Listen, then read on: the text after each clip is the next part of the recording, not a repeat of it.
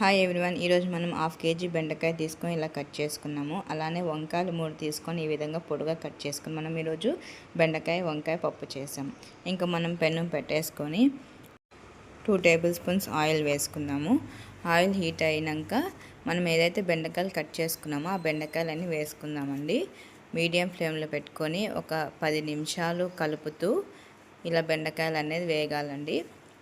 Medium ఫ్లేమ్లో పెట్టుకొని కలపండి. బంక అనేది ఏమీ ఉండదు. నేను చెప్పినట్టుగా చేస్తే పప్పు మటుకు చాలా బాగుంటుంది.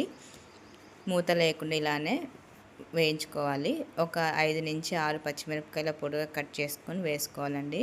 ఇంకా పచ్చిమిరపకాయలు వేసాక ఒక 5 సెకండ్ల వరకు కలుపుతూ ఉండాలండి. పచ్చిమిరపకాయలు అనేది ఆయిల్కి పట్టాలి, బాగా వేగుతాయి. ఇంకా అలానే వంకాయలు మనం పొడిగా కట్ చేసుకున్నాం కదా, అవి కూడా వేసుకుందాము. ఇవి బెండకాయ, పచ్చిమిరపకాయలు, వంకాయలు ఇవన్నీ బాగా వేగిపోవాలండి. గోల్డెన్ బ్రౌన్ వచ్చేంత వరకు 5 నిమిషాల వరకు మూత పెట్టేసి తీసి చూడండి. అవన్నీ బాగా వేగిపోతాయని మూత పెట్టాము. కానీ బంక అనేది ఏమీ ఉండదు. మీరే చూస్తున్నారు కదా, ఎక్కడైనా బంక అనేది కనిపిస్తుందా? బంక అనేది ఏమీ రాదు. చాలామంది బంక అని అంటారు, జిగట అని అంటూ ఉంటారు. చూడండి, ఇవన్నీ బాగా వేగిపోయాక ఓ టమాటా కట్ చేసుకొని పెట్టుకుందామండి.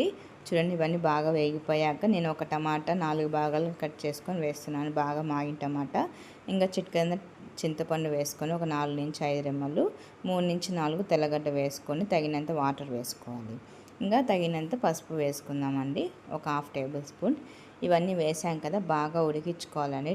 బెండకాయ, టమాటా, వంకాయ మనం ఏవైతే వేస్తామో అవన్నీ బాగా ఉడికించుకోవాలండి.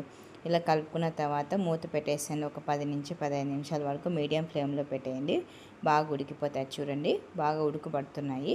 తగినంత కొత్తిమీర వేసుకుంది. ఉడుకుపట్టిన తర్వాత కొత్తిమీర వేసుకుంటే ఫ్లేవర్ అనేది బాగుంటుంది. అప్పుడే మీకు స్మెల్ అనేది వచ్చేస్తుంది. చూడండి, ఏదో మనం స్పెషల్గా చేస్తున్నాము అనేది. కొత్తిమీర వేసుకున్నాక ఒక 10 నిమిషాలు మూత పెట్టేసి ఉడికించుకుందాము. చూడండి, ఈ విధంగా ఉడుకుతున్నాయి. తగినంత ఉప్పు వేసుకుందాము. ఉప్పు వేసుకుంటే ఉప్పు కారం అన్నీ బాగా పడతాయని ఇప్పుడే ఉప్పు వేస్తున్నాను. మామూలుగా అయినా ఉడికిపోయాకైనా కూడా ఉప్పు వేసుకొని మనం రుబ్బుకోవచ్చు. ఒక 5 నిమిషాలు మూత పెట్టేసి తీసి చూడండి, బాగా ఉడికిపోయాయి. నేను కలుపుతున్నాను చూడండి. వంకాయ, బెండకాయ ఇవన్నీ బాగా ఉడికిపోయాయి. ఇంక ఇప్పుడు మనం స్టవ్ ఆఫ్ చేసుకొని ఇంకా పక్కన పెట్టేసి చల్లారినాక ఒక 2 నుంచి 3 నిమిషాలు చల్లారినాక ఇలా పప్పు గుత్తి తీసుకొని ఇలా బాగా రుబ్బుకోవాలని మెత్తగా. ఈ పప్పు మటుకు చాలా బాగుంటుంది. పాతకాలం నాటి పెద్దవాళ్ళు చేస్తూ ఉంటారు. ఇప్పుడైతే ఎవరు చేయరు. ఒకసారి ఇలా ట్రై చేసి చూడండి. చాలా అంటే చాలా బాగుంటుంది. స్పెషల్గా సంగట్లోకి, అన్నంలోకి చాలా అంటే చాలా బాగుంటుంది. 2 కాంబినేషన్లు ఉన్నాయి కాబట్టి. ఇంకా మనం రుబ్బుకునేసాము. ఇంకా మనం పెనం పెట్టుకొని 1 టేబుల్ స్పూన్ ఆయిల్ వేసుకుందామండి. పోపు వేసుకుంటున్నాము. ఇంకా తగినన్ని ఆవాలు, తగినన్ని జీలకర్ర వేసుకుందాము. తగినన్ని తెల్లగడ్డలు 2 నుంచి 3 దంచుకొని వేసుకోండి. ఇంకొక ఆనియన్ ఇలా సన్నగా కట్ చేసుకొని వేసుకోండి. ఇవన్నీ బాగా వేయించుకోవాలండి, గోల్డెన్ బ్రౌన్ వచ్చేంత వరకు. మీకు కావాలంటే కొత్తిమీర కూడా వేసుకోవచ్చు. ఇంకా ఈ 2 నుంచి 3 నిమిషాల వరకు గోల్డెన్ బ్రౌన్ వచ్చేంత వరకు ఫ్రై చేసుకోవాలండి. ఇవి బాగా వేగితే బాగుంటుంది, టేస్ట్గా పచ్చగా లేకుండా. ఇంకా మనం పప్పులోకి సర్వ్ చేసుకుందామండి. చూడండి, పప్పు ఈ విధంగా రుబ్బుకొని పోపు వేసుకోండి. ఇంకా మీకు పోపు వద్దనుకున్న వాళ్ళు అలా తిన్నా కూడా బాగుంటుంది.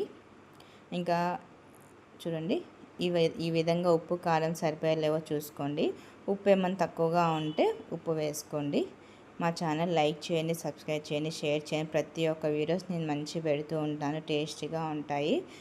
పాతకాలం నాటి ఇప్పుడు కొత్తగా టేస్టీగా ఏవైతే స్పెషల్గా ఉన్నాయో అవన్నీ చేస్తూ ఉంటాను.